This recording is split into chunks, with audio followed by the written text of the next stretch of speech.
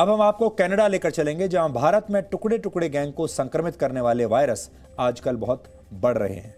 हमने आपको बताया था कैसे कनाडा खालिस्तान का एपिसेंटर बन गया है और वहां के सांसद जगमीत सिंह कैसे भारत के खिलाफ झूठ का बड़ा अभियान चला रहे हैं। उनका एक नया वीडियो हमें मिला है जिसका पॉलीग्राफ टेस्ट यानी झूठ पकड़ने वाली जांच होगी।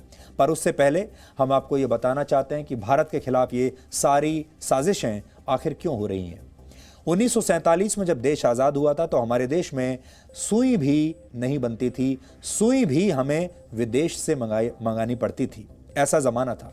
तब कनाडा हमें पेनिसिलिन जैसी बहुत साधारण सी दवाएं भेजता था और उस साधारण सी दवा को लेने के लिए भी हमारी स्वास्थ्य मंत्री राजकुमारी अमृत कौर हवाई अड्डे तक पहुंचकर उस खेप को वो लेती थी। 1947 की तस्वीर है जब हमारी स्वास्थ्य मंत्री पेनिसिलिन की ये जो डोज हैं जो कनाडा ने हमें भेजी हैं उन्हें स्वीकार कर रही हैं खुद एयरपोर्ट पर जाकर। सोचिए कितनी बड़ी बात है, क्योंकि भारत की उस समय ये क्षमता नहीं थी। पर 74 वर्ष बाद, सिर्फ 74 साल का समय हुआ है, आज कनाडा को हम कोरोना वायरस की वैक्सीन दे रहे हैं और कनाडा हमसे मांग रहा है। इसकी जानकारी प्रधानमंत्री जस्टिन ट्रूडो ने खुद दी है। 74 साल का फर्क देखिए, पहले हम मांगते थे और अब हम बांटते हैं। अब भारत दुनिया में दवाओं के सबसे बड़े निर्माताओं की लिस्ट में है और कोरोना की वैक्सीन विकसित करने में तो हमारे देश ने चमत्कार ही कर दिया है। अब भारत की यही कामयाबी, यही प्रगति दुनिया की आंखों में चुभ रही है। भारत के खिलाफ साजिशें हो रही हैं और अब आप सोचिए, जस्टिन ट्रूडो जो कि कनाडा के प्रधानमंत्री हैं, ट्रूडो को भारत से कोरोना की वैक्सीन मांगनी पड़ रही है और उन्होंने बाकायदा प्रधानमंत्री मोदी से बात की और कहा कि हमें भी ये वैक्सीन चाहिए। भारत से कोरोना की वैक्सीन तो उन्हें चाहिए, लेकिन उनके अपने देश में भारत विरोधी जो वायरस पल रहे हैं उनका कोई इलाज जस्टिन ट्रूडो नहीं करना चाहते। उनके देश में जो वायरस हैं उसको वो कोई वैक्सीन नहीं देना चाहते। जिनकी अपनी सरकार, जिस सांसद जगमीत सिंह के समर्थन से चल रही है, वो भारत के टुकड़े टुकड़े गैंग से मिला हुआ है। वो भारत के बारे में तरह तरह के झूठ फैलाता है और जगमीत सिंह के एक ऐसे ही इंटरव्यू का झूठ हमने अभी पकड़ा है। जस्टिन ट्रूडो को आज ये इंटरव्यू जरूर देखना चाहिए। For those watching at home that maybe are not too familiar, can you talk a little bit about what the farmer protest is? Why are farmers protesting? Sure, and the reason why I know about this is because there's a big diaspora, a lot of people that come from farming families that have immigrated to Canada and the United States. So it really touches home to a lot of people who've got family members back in Punjab and in India, and it directly impacts their loved ones. So what's going on in India for the past number of years, it's become harder and harder for farmers to earn a living. And so farmer suicide is on the rise.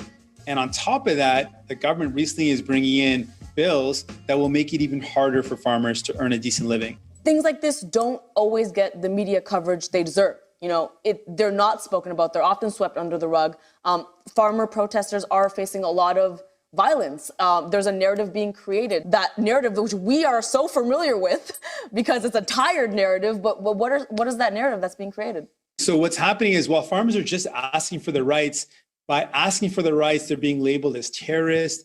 They're being considered disloyal to the country just because they're standing up for their rights. And so what's happening is they're being met with extreme violence by Indian police forces.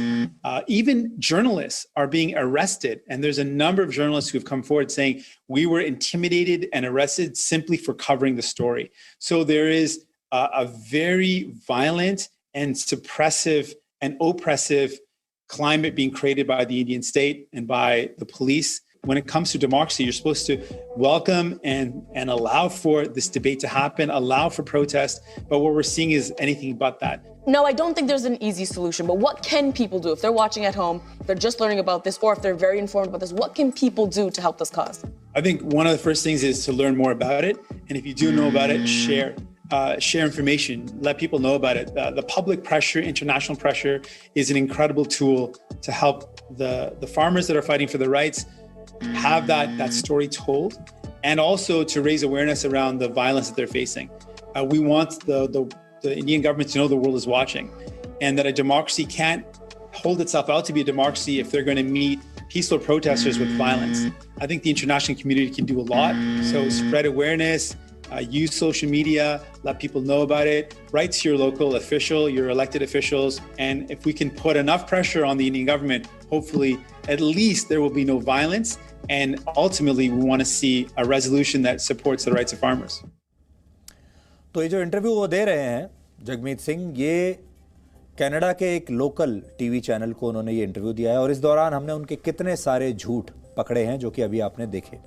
और अब आप सोचिए कि जब झूठा प्रचार होता है तो धीरे धीरे सच झूठ बन जाता है और झूठ सच बन जाता है। जैसे दुष्प्रचार होते होते होते अब दुनिया भर में लोग ये मानने लगे हैं और लोग ये कहने लगे हैं कि यहाँ किसानों पर बहुत अत्याचार हो रहा है और किसानों के खिलाफ हिंसा हो रही है, पुलिस उन्हें रोज मारती है।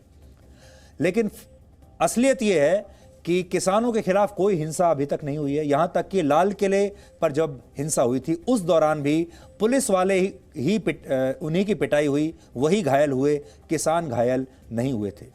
दूसरी बड़ी बात जो झूठ यहाँ पर सब जगह फैलाया जा रहा है वो ये है कि आज आपको जो बड़े बड़े महंगी एसयूवीज में जो किसान बैठकर आते हैं वो लोग भी आपको गरीब अन्नदाता दिखाई दे रहे हैं। ये सब दुष्प्रचार का नतीजा है। और तीसरी बड़ी बात जो इनकी कामयाबी है दुष्प्रचार की वो ये कि अब बिना नए कृषि कानूनों को पढ़े ही दुनिया भर के लोग किसानों को अपना समर्थन दे रहे हैं और बिना पढ़े ये कह रहे हैं कि ये काला कानून है और इससे किसान बर्बाद हो जाएंगे। लेकिन जब उनसे ये कहा जाता है कि आप पढ़कर जरा ये बताइए कि इसमें से कौन सा काला कानून है और कहां किसान बर्बाद होंगे, तो ये कोई नहीं बता पाता। ये होते हैं दुष्प्रचार के नतीजे, जहां झूठ सच लगने लगता है, फिर वो लगते लगते लोग उसी झूठ को सच कहकर बोलने लगते हैं और एक दिन ये स्थापित हो जाता है कि यही सत्य है।